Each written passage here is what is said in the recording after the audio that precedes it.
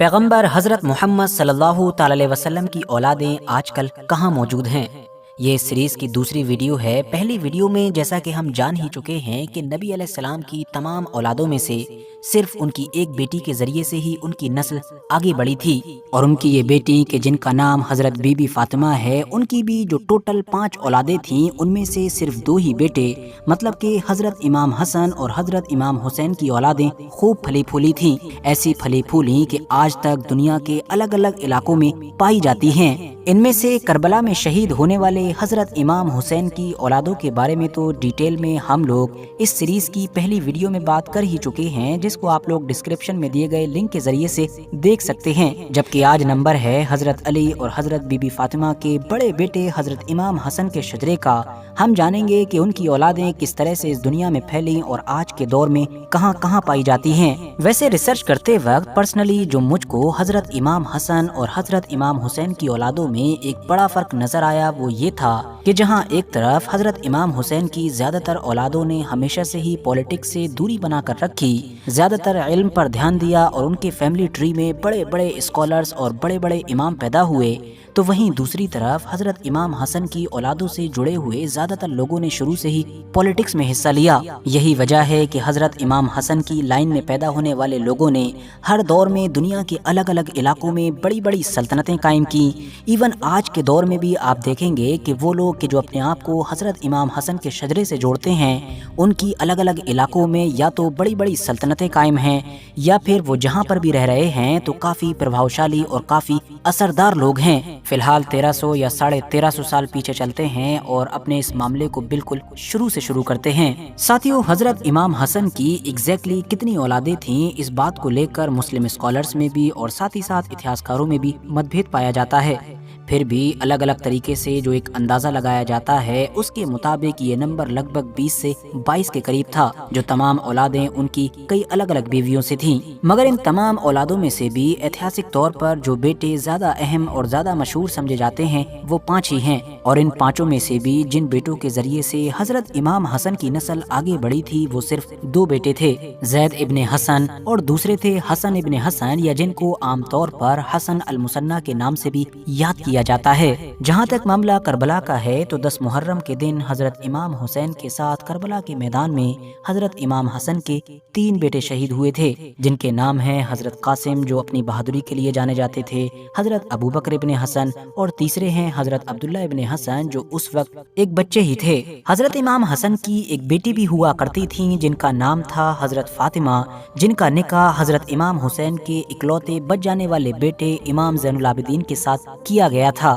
اور اس طرح سے ہم یہاں پر دیکھتے ہیں کہ ان دونوں کے نکاح کی وجہ سے حسنی اور حسینی دونوں لائن کا آپس میں ایک دوسرے کے ساتھ ملاپ بھی ہو جاتا ہے۔ اب 2 بیٹے کہ جن کے ذریعے سے حضرت امام حسن کی نسل آگے بڑھی تھی، ان میں سے یہ جو زید ابن حسن ہیں، ان کے بارے میں اتہاسکاروں کے یہاں اس بات کو لے کر اختلاف پایا جاتا ہے کہ ان کے ایگزیکٹلی کتنے بیٹے تھے۔ الگ الگ سورسز پر نظر ڈالیں تو یہ آئیڈیا لگایا جاتا ہے کہ 5، 6 یا پھر 7 بیٹے تھے، لیکن ہاں یہاں پر یہ بات اہم ہے کہ انہی زید کے ایک بیٹے حسن کی نسل سے ہی ہم آگے دیکھتے ہیں کہ انڈیا پاکستان کے ایک مشہور صوفی بزرگ مطلب کہ حضرت داتا گنج بخش لاہوری کا جنم ہوتا ہے، جبکہ ان کے جو ایک دوسرے بیٹے تھے زید ابن زید، مطلب ان کے بیٹے کا نام بھی زید ہی تھا، ان کی اولادوں نے آگے چل کر 9ویں صدی کے آخر میں ایران کے نارتھ کے علاقے میں زیدی سلطنت کی بنیاد رکھی تھی۔ یہاں پر آپ لوگوں کو یہ بتا دینا بھی ضروری ہے کہ حضرت امام حسن کے ان 2 بیٹوں میں سے یہ جو زید ہیں، ان سے چلنے والی نسل سے جڑی ہوئی انفارمیشن اتہاسک کتابوں میں نہ صرف کم ہے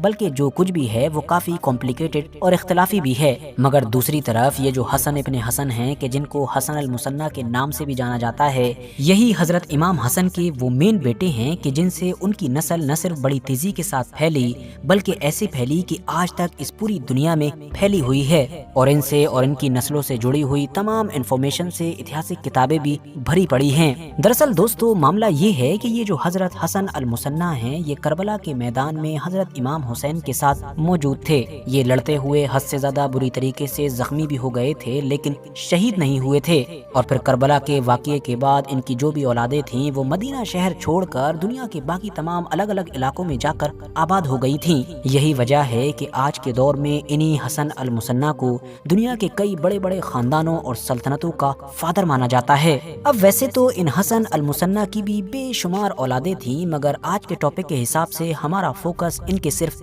3 बेटों पर रहेगा, अब्दुल्ला अल कामिल, दाऊद और इब्राहिम। इनमें से ये जो इब्राहिम हैं, इनकी औलादें यमन में आके फैली, बल्कि ये कहिए कि इन्होंने पूरे 1000 साल तक, मतलब कि 20वीं सदी के आखिर तक यमन के ऊपर राज किया था। दरअसल मामला ये है कि यमन के अंदर जो जैदी लोग रहते हैं, जो शिया हैं, बल्कि ये कहिए कि जो मेन स्ट्रीम शिया हैं, उनसे कटा हुआ एक फिरका है। ईरान और बाकी दुनिया में बसने वाले ज्यादातर लोग कि जिनको 12 मतलब के 12 इमामी शिया कहा जाता है, उनमें और जैदी लोगों में फर्क ये है कि ये लोग उसी को इमाम मानते हैं कि जो नजरों के सामने हो। यही वजह है कि जो आमतौर पर यमन में इन लोगों का हुक्मरान हुआ करता था, वो इनका इमाम भी हुआ करता था। और यही वो लोग थे कि जिनके बारे में हमने आपको बताया कि ये हसन अल मुसन्ना के बेटे इब्राहिम की नस्ल से थे। आज के दौर में भी इनकी ये औलादें, इनका ये पूरा खानदान यमन के अलग अलग इलाकों में पाया जाता है। वैसे यहाँ पर एडिशनली ये भी बताते चलें कि यमन के ये जो जैदी लोग हैं, ये दरअसल वही हैं कि जिनसे निकलने वाले एक फौजी मूवमेंट को दुनिया में आज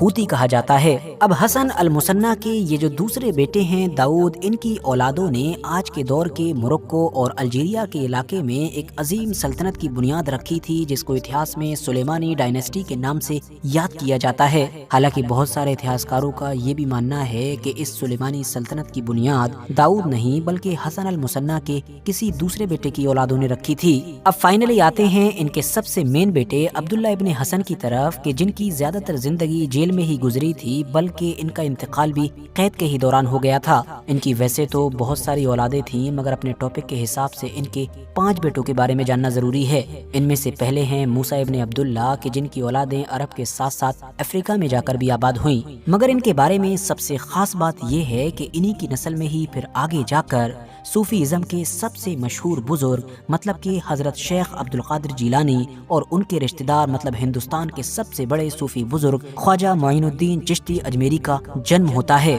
अब इनके जो एक दूसरे बेटे हैं मोहम्मद अल नफ्स, उनकी नस्ल से आज के दौर का मोरक्को का जो शाही खानदान है वो ताल्लुक रखता है। बिल्कुल इसी तरह से इनके एक और बेटे इदरीस, उनकी नस्ल से आज के दौर की जो जॉर्डन रॉयल फैमिली है, मतलब जॉर्डन का जो शाही खानदान है, वो ताल्लुक रखता है। जिसका दूसरा मतलब ये निकलता है कि हिजाज की जो शरीफ फैमिली है उसका ताल्लुक इनकी नस्ल से है। अगर आपको नहीं पता है तो आपको बता दें कि हिजाज की ये शरीफ फैमिली वही है कि जिसने सल्तनत उस्मानिया के अंडर में कई सदियों तक मक्का मदीना जैसे इलाकों पर राज किया था। मगर फिर फर्स्ट वर्ल्ड वॉर के दौरान सल्तनत उस्मानिया की बजाय उन्होंने ब्रिटिश एम्पायर का साथ दिया। बदले में उनको एक ऐसी अरब रियासत देने का वादा किया गया कि जिसमें पूरा ही अरब शामिल होगा। लेकिन जैसा कि हम जानते हैं कि को ऐसा कुछ मिला नहीं, बल्कि आखिर में अब सिर्फ और सिर्फ जॉर्डन में हुकूमत बाकी है। अब इनके एक और बेटे जाफर इब्न अब्दुल्ला की नस्ल से ट्यूनिस के कई खानदान ताल्लुक रखते हैं, जबकि इनके एक और बेटे सुलेमान इब्न अब्दुल्ला को मगरिब की सुलेमानी डायनेस्टी का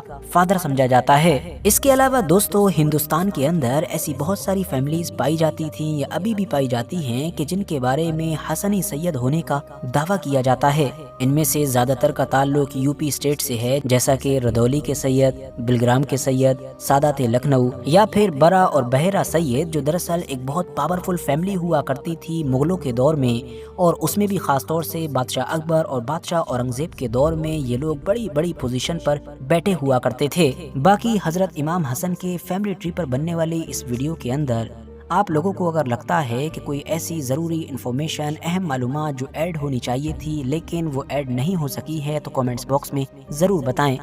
वीडियो अगर इन्फॉर्मेटिव लगी हो तो लाइक करने के साथ साथ दोस्तों के साथ ज़रूर शेयर करें, और ऐसी ही नॉलेजेबल और हिस्टोरिकल वीडियोस हमेशा देखने के लिए हमारे इस चैनल को सब्सक्राइब करने के साथ साथ बेल आइकन को ज़रूर प्रेस करें।